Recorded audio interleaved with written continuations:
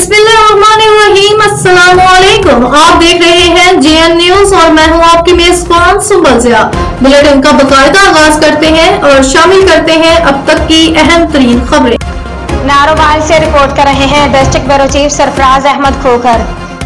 Governor Punjab Sardar Salim Haider की नारोवाल आमद पर पुरतफाक इस्तकबाल, फूलों का गुलदस्ता पेश किया गया और गुलपाशी की गई।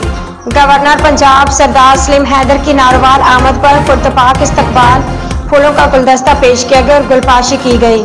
गवर्नर पंजाब की आमद पर पाकिस्तान पीपल्स पार्टी के ज़िले रहनुमा Rashid Khan, deputy commissioner Narowal, district police officer Narowal समेत मुख्तलिफ समाजी रहनुमाओं और कारकुनान ने इस्तकबाल किया और खुशामदीद कहा।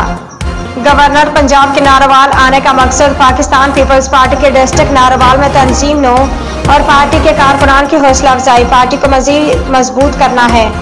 मजीद गवर्नर पंजाब का मीडिया के साथ रस्मी गुफ्तगू में कहना है कि पाकिस्तान पीपल्स पार्टी ही पाकिस्तान को तरक्की की राह पर डाल सकती है और सदर आसिफ अली जरदारी की ज़ेर सरपरस्ती मुश्किलात में कमी ला सकती है और यही पाकिस्तान पीपल्स पार्टी का विजन है।